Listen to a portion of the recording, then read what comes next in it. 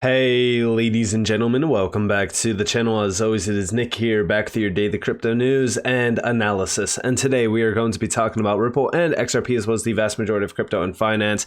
And I figured I'd start this video off with this tweet that I tweeted out. So I said, nothing will change my mind about XRP. I said, this is one of the largest opportunities the retail sector will ever have.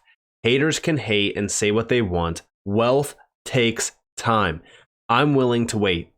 And I want to ask all of you out there, what do you believe XRP will do within the next 5 to 10 years? And I'm not even talking about price action wise. I'm talking about what XRP will do for the global financial system. Comment down below. Also, if you believe in XRP and what XRP is actually becoming, hit that like button. And by the way, for those questioning out there what XRP is becoming, don't worry. By the end of this video, you will know. I do want to start this video, though, talking about what I've been seeing from Coinbase. So Coinbase has been in a battle. For an example, here you have a recent update around the battle with the SEC. This is their reply to the SEC's arguments about Coinbase's petition for a writ of mandamus. For anybody that is not aware of what's happening with Coinbase, basically Coinbase got issued a Wells notice, even though after months and months of Coinbase trying to get a response from the SEC, they didn't. They got issued a Wells notice. So now they're fighting back. They're basically in the same position, I would say, that Ripple was before the lawsuit, I should say, actually, technically. And, you know, we're now seeing like the big problem here, right? Like we're finally realizing like, okay, wow, Ripple was right. For 2.5 years, like they are dealing with one of the worst agencies in the US. And it's an agency that is stifling innovation. So Coinbase went and actually posted this. So we do see this week, DC will see a new TV campaign that explains how crypto moves America forward and why it's the most important technology we have to create more economic freedom. It's time to update the system. Crypto can help. And I think that this is great. Listen, I think more of these exchanges, like these exchanges make money, like the amount of money that they're making is ridiculous, right? So, you know, if these exchanges want to become, you know, giants and be around for, well, I don't even know, next 10, 20, 40, 50, 100 years, and they want to continue to be leaders within the space and they want crypto to thrive, well, then they should be doing what Coinbase is doing here. Like, listen, I've had my issues with Coinbase in the past. I've talked about it. I've addressed it. But I think that this is something that is very interesting. And I actually applaud them for this. For an example, if you go over to their website, this is their public policy. So you see, crypto is not a financial product. It's a technology that can update all kinds of financial products, from quicker settlement times to instant global payments, and even new ways for artists and creators to get paid for their work. Like, this is great. And there's so many films around this. We need an update. For an example, if you guys have been following what Coinbase has been posting for a while, this is all centered out on the same exact campaign. And here we have, like, why does it cost so much to turn one country's currency into another? Wrong answers only. It's time to update the system. Again, a few people did start talking about like some issues happening with Coinbase. For an example, we do see too bad the only currencies are Bitcoin and Ethereum. Like, we even do see, like, this is Brian Armstrong from Coinbase going all the way back to 2020.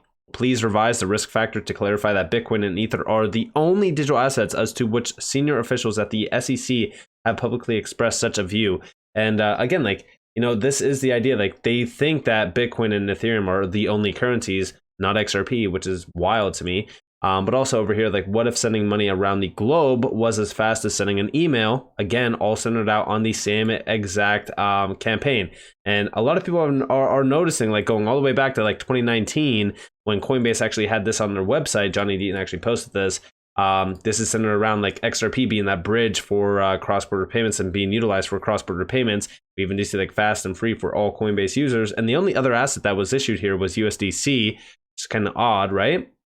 But, you know, it is right on par with XRP's use case. But nonetheless, here's a minute-long video. Hopefully YouTube doesn't mute it. I know YouTube is a little bit weird with a few things, so hopefully they don't mute it. But here you guys have Brian Armstrong from Coinbase. Listen closely. Let's see, how do I start this? I'll just do it and tell me when to stop. 3, 2, 1. The naive view of crypto is that this is some speculative asset that people are trading and they're going to lose their shirts.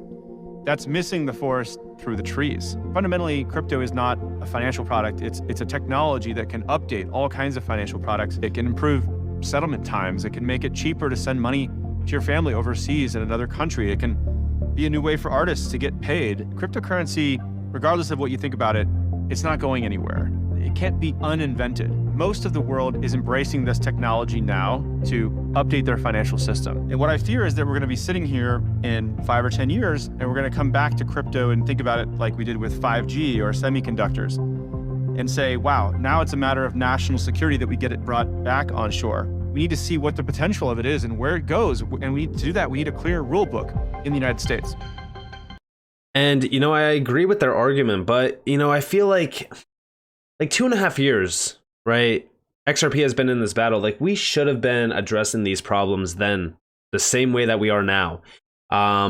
We've let it get too bad, if you will, right? We've let it get too big to the point where now, yes, exchanges are being targeted. Exchanges are now being shut down. Exchanges are stopping all US operations. Like, it's a big deal. It's a big problem. I agree with this statement. I agree with it because we are at this point in time where there's a lot of problems around our financial system. There's a lot of issues. And I do think that a lot of what we are seeing around regulations and around the regulatory actions, you could speculate all day on if this is, to pump the brakes so that the financial system that we know of today, the traditional system, kind of aligns with what's happening around crypto and a lot of these innovations. But again, like, I don't care for speculation. I care for what's here like now and, what's happening around the space. XRP is a very interesting asset. I've talked about it many times on this channel. I've talked about, valuations. I've talked about use cases. I mean, I have well over, I think it's like almost 2,000 videos now talking about cryptocurrencies. And I think XRP amounts to like 50% of them because I believe in XRP. I know what XRP is. I know what XRP is becoming. I know what Ripple, a company that is sourcing the potential of XRP, is doing. And I know Ripple is also very, very bullish on all of crypto. It's not just XRP, but they chose XRP for a lot of their products because, XRP, it's been around for well over a decade. XRP has been in the top 10 for, a very long time within that decade. And, XRP is here to stay. XRP is here. XRP is changing the way payments are, made. It's changing the way that value is moved. But nonetheless, like, as we do look at cross-border payments, we know that they are a center point from some of the largest names out there. Here's August 2022 from the European Central Bank, talking about the holy grail around cross-border payments. Check this out. So I want to ask all of you, does this sound interesting to you? Does this sound very familiar to you? The holy grail of cross-border payments is a solution allowing cross-border payments to be immediate, cheap, universal, and settled in a secure settlement medium. The search for such a solution is as old as international commerce and the implied need to pay. This paper describes current visions how to eventually find this holy grail within the next decade, namely through 1, modernized correspondent banking, 2, emerging cross-border fintech solutions, 3, Bitcoin, 4, global stablecoins, 5, interlinked instant payment systems with FX conversion layer, also 6, interlinked CBDC with FX conversion layer. For each, settlement mechanisms are explained and an assessment is provided on its potential to be the holy grail of cross-border payments.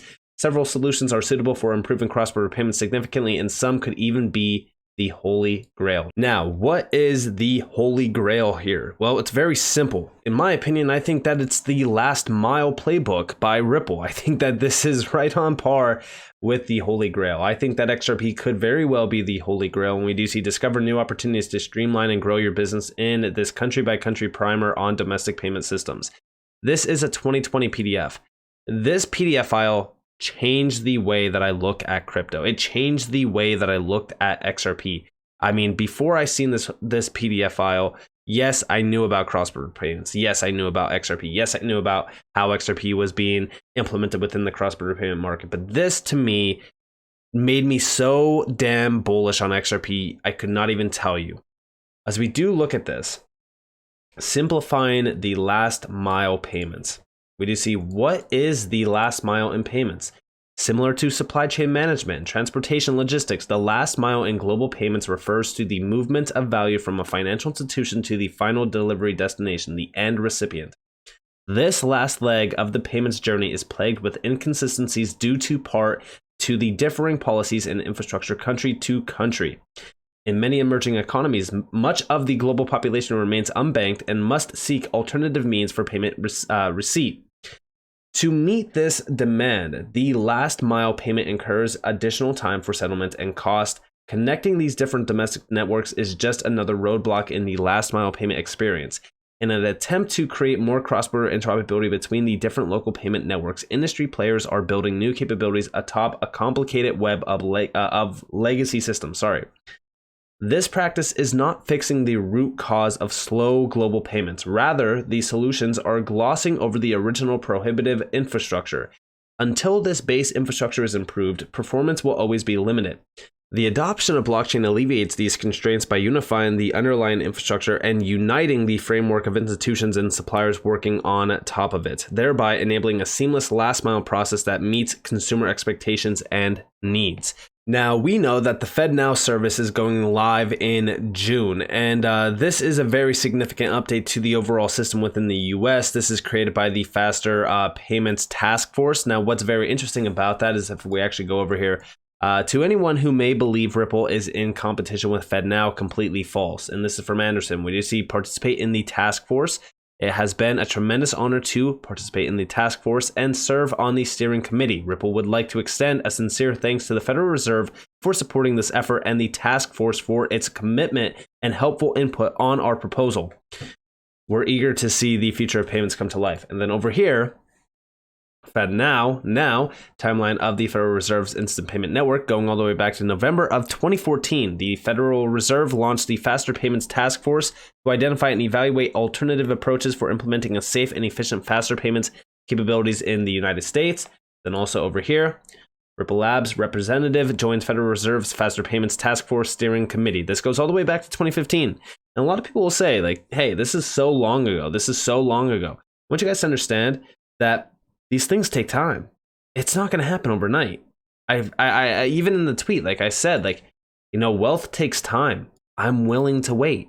If you can't wait 5 to 10 years, but then you work a job for 40 years to retirement, then, I can't tell you, like, why it's worth the wait, because I'm willing to wait 5 to 10 years for financial freedom.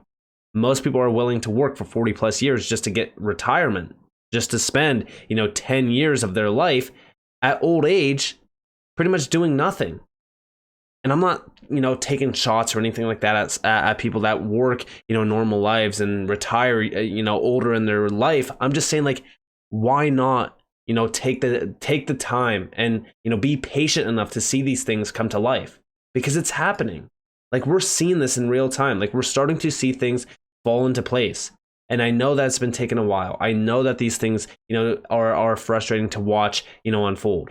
But it will be worth the wait, because what we are seeing right now is the evolution of our financial system in real time. And I do believe that Ripple plays a vital role in it. I think that Ripple has been playing a vital role in it, forever now. And you might be questioning, like, okay, all right, this is like Ripple. Like, where does XRP come into play? XRP is involved in this entire life cycle, in my opinion. A lot of what we are seeing on this, like the live countries, for example, a global view opportunity in the last mile. A lot of these areas that are on this map are already working with Ripple with on-demand liquidity corridors. And yes, I do think that XRP will be vital to that entire life cycle for those. But also, XRP was perfectly designed for a lot of these, cross-border payments. XRP was centered out on cross-border payments initially with on-demand liquidity. So why wouldn't it be utilized within, Ripple's overall product for cross-border payments? It makes zero sense for people to think like that. Also, remember that currently speaking, Ripple has been also promoting the idea of building a better global financial system. Ready to build a better global financial system and create greater economic fairness through blockchain technology? They're already hiring. But also, if you go on to Ripple's website, like, they know about XRP. They have been utilizing XRP for so long. And also, the XRP ledger will play a vital role in what's happening around their CBDC infrastructure. For an example, Ripple launched that CBDC platform. We did see David Schwartz say the CBDC platform reaffirms the significance of the XRP ledger as it's built with the same core ledger technology. It has the ability. The key word here is that it has, right? It has the ability. It's not going to utilize it initially, but it has the ability to interact with XRP ledger and use XRP as a bridge currency. The big question here is, why wouldn't they utilize XRP, right? Like what's stopping them from utilizing XRP? Because as we do look at this, I even said it in the past, right? Cross-border payments with XRP. All right. Compare traditional cross-border payments with XRP cross-border payments. It's night and day. You're saving 60+%. Why would like it's a no-brainer move? It's almost like if I said, hey, you can make a payment with, this, but you could also make a payment with this. And you ask me like, why should I use it? Why should I use this? And I say, you could save 60%. Why wouldn't you be like, okay, I want to save the 60%? It makes zero sense not to utilize XRP. So I do think that XRP will be utilized within a CBDC driven, world, if you will. But outside of this, like a lot of people have their issues with CBDCs, and I get it. Even if we don't have CBDCs, I still believe that cross-border payments is a significant ripe for disruption market. And when we look at this, like, it's a $250 trillion market. It's expected to grow to $250 trillion by 2027. We do see the value of cross-border payments could hit $250 trillion, but growth opportunity in new markets also comes with challenges. The challenge has led to innovation in cross-border and real-time payment solutions, but also greater complexity. And remember, the same group that is posting this is Bank of America. Like, this is sponsored by Bank of America. Think about that. Take a step back. This is sponsored by Bank of America, the bank that is literally waiting on the sidelines for this case to be settled to utilize on-demand liquidity, powered by XRP. Absolutely wild. And we do see that corporate treasurers need to choose the best payment provider that can bridge the gap between front-end systems and legacy banking tech. A global payment provider can lower payment cost, enable netting of overall FX exposures, aggregate and make available trapped cash. What's the big argument with Ripple for the longest time? Like, I want to ask all of you, what's the big argument that Ripple has made forever? Making available trapped cash. Their cross-border payment market use case, or solution, if you will, also lowers payment costs, and it also enables netting of overall FX exposures.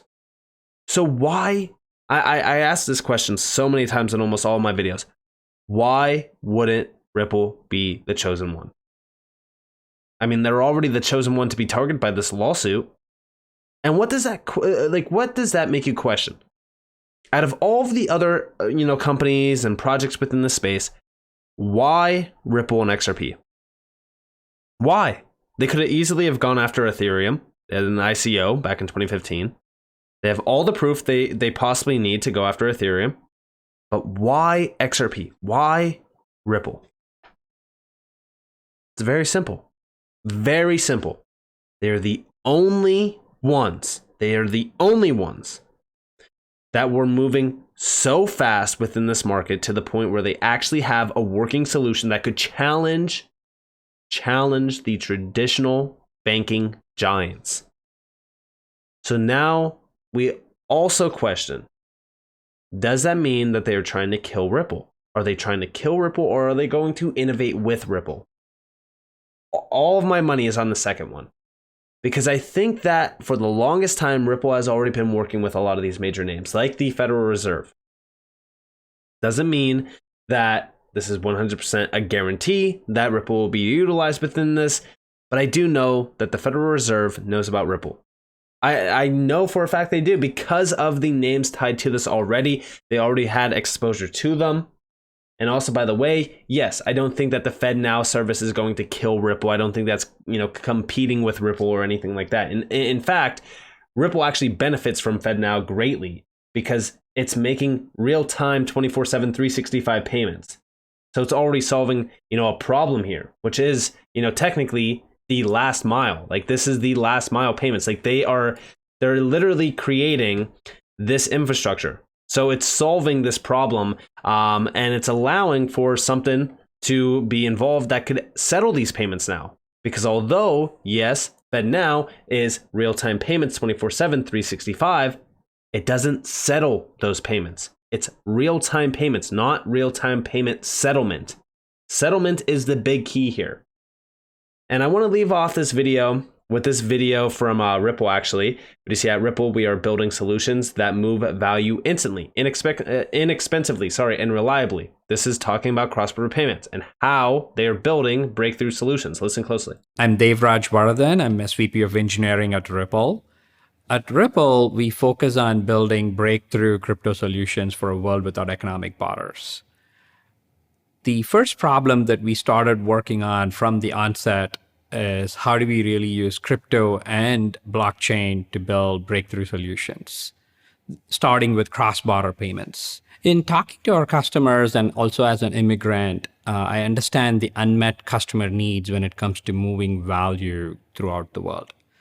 In today's world, it takes several days, it's expensive, and it's highly unreliable when it comes to sending money throughout the world.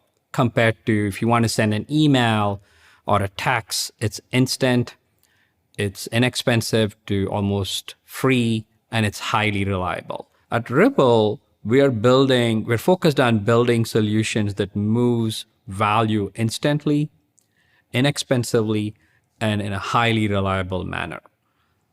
RippleNet, our flagship product and technology platform, does just that. In addition to not only sending money to instantly, we also eliminate the need for our customers to pre-fund working capital throughout the world. That is a big savings for our customers. It allows them to lower their cost structure and pass on those cost savings to their customers.